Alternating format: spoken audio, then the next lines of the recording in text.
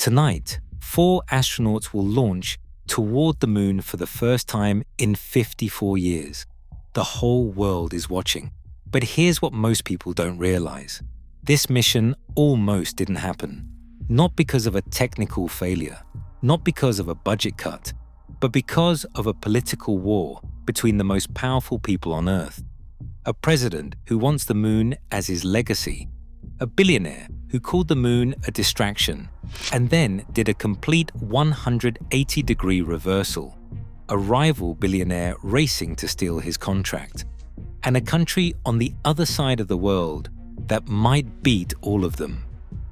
This is the story they're not telling you on the launch broadcast tonight. By the end of this video, you'll understand why 4 humans are really strapping into that rocket. 6:24 p.m. Eastern. Pad 39B's clock hits 0. 4 astronauts, Reed Wiseman, Victor Glover, Christina Koch, Jeremy Hansen, wait inside Orion, strapped in atop the Space Launch System. The rocket towers above the pad, taller than the Statue of Liberty, its orange core stage shrouded in frost as the last propellant loads. Weather odds are 80% go, a rare gift for Florida's spring. For the first time since Apollo, humans are leaving low Earth orbit. Each crew member carries a milestone. Wiseman commands the mission, his experience from the International Space Station Expedition 41 anchoring the team.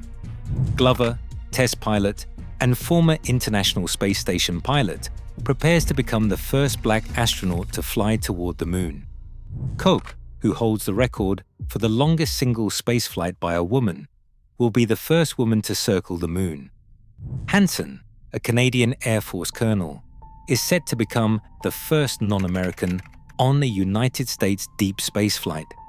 2 weeks in quarantine, families watch from behind glass, separated by protocol and the enormity of the moment.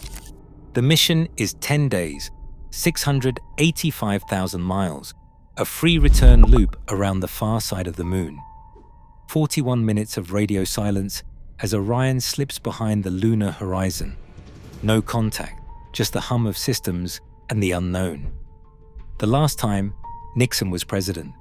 The risks are real, a heat shield still unproven, and a mission with no margin for error.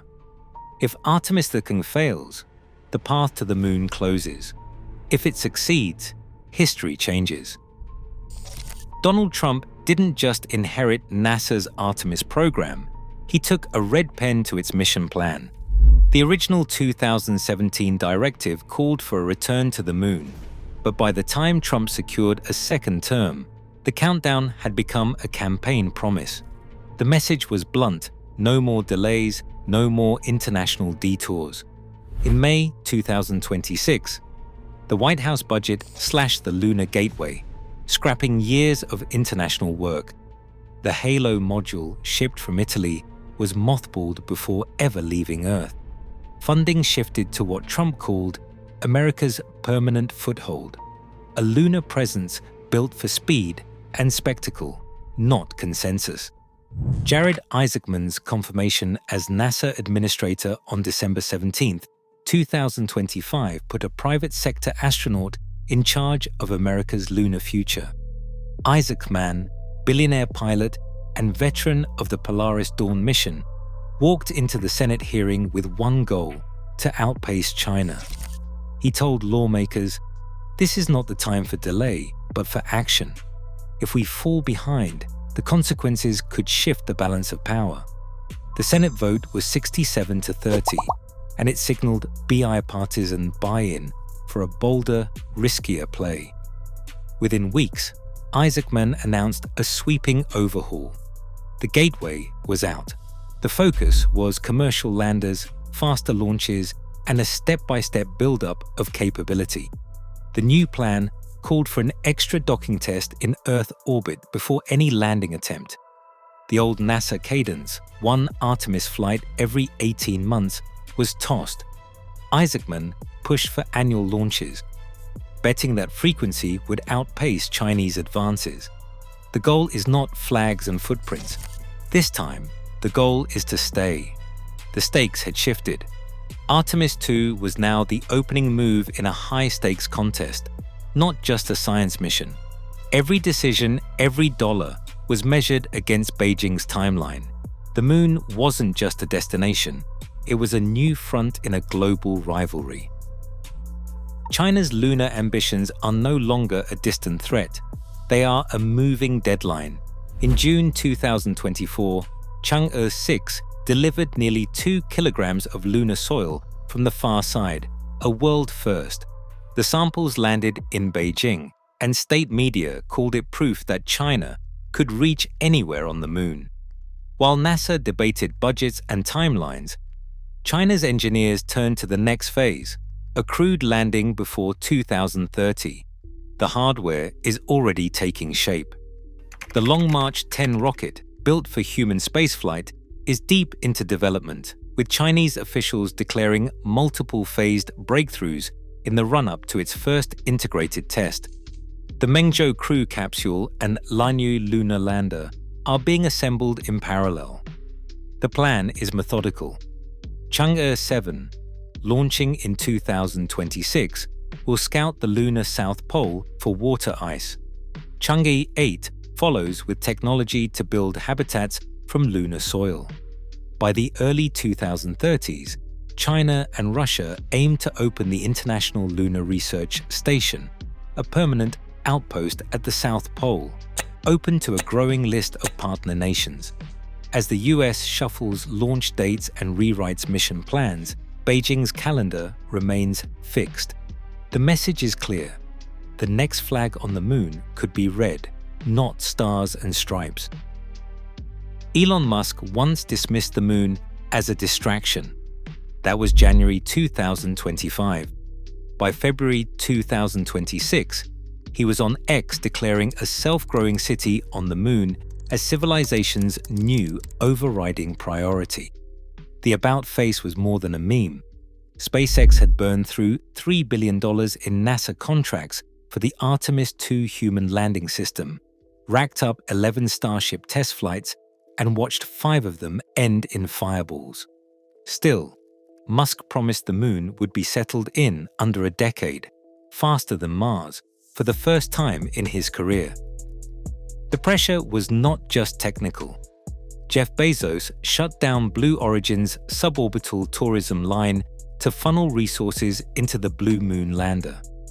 The company's entire future now hinged on beating SpaceX to the lunar surface. Acting NASA Administrator Sean Duffy, watching Starship delays pile up, said on Fox News that he was in the process of opening that contract up, and that we are going to have a space race as American companies compete to see who can actually get us back to the moon first. The stakes were personal and political. Musk had poured $290 million into Donald Trump's campaign, betting on access and influence. Now, his lunar ambitions risked being sidelined by the very system he had helped bankroll. Blue Origin, once the underdog, was suddenly back in play. The Artemis 2 mission was not just a test of hardware. It was a billion-dollar gamble, reputations, fortunes, and the future of American spaceflight riding on who could deliver, and who would be left watching from Earth. The numbers on paper sound clinical: 10 days, 685,000 miles, a free return loop. But for the Artemis 2 crew, every mile away from Earth is a step into uncertainty. The mission follows a trajectory first mapped in the Apollo era. It launches, then uses a slingshot around the moon, with no backup burns if something fails.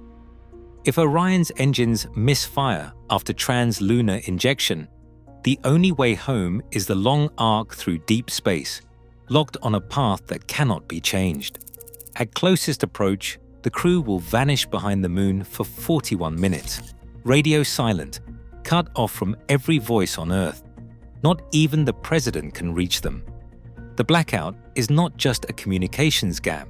It is a reminder that beyond the far side, there is no rescue and no margin for error.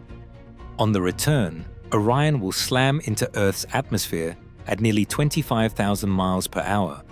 The heat shield, unproven with crew, must survive temperatures hotter than molten steel. A single flaw and nothing else matters. Every phase is a test of hardware and nerve, with no room for second chances. Every second of Artemis 2 is loaded with consequence. The heat shield, unproven with crew, stands as the single point of failure. If it cracks, if it burns through, there is no rescue plan. 4 lives and the credibility of NASA's entire lunar roadmap hang on a slab of avcode and faith in engineering. Officials at headquarters, contractors in Houston, and political backers in Washington all wait for the re-entry data. The stakes are not just personal, they are strategic. Artemis III, the first landing attempt, is already slipping toward 2028. Artemis IV, meant to cement American presence, is penciled for the following year.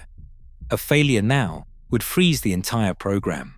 Contracts worth billions, including SpaceX and Blue Origin, and a tangled web of suppliers, could be suspended or torn up. The $30 billion base plan, the vision of a permanent foothold, would vanish into committee hearings and blame games. Meanwhile, China's lunar clock does not pause.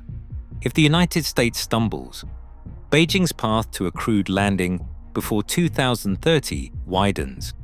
The next flag on the moon could be red. Success, on the other hand, triggers the next wave, commercial landers, annual launches, and a race to build infrastructure before the decade is out. Everything rides on what happens when Orion hits the atmosphere at 25,000 miles per hour. The future of American space power is measured in seconds of plasma and telemetry. Tonight, Artemis 2 launches with 80% odds and every risk on the table. In Beijing, planners circle 2030. Isaacman declares that this time, the goal is to stay, but with contracts, egos, and billions in play. One question hangs over the pad. Who actually owns the moon now? Tell me below.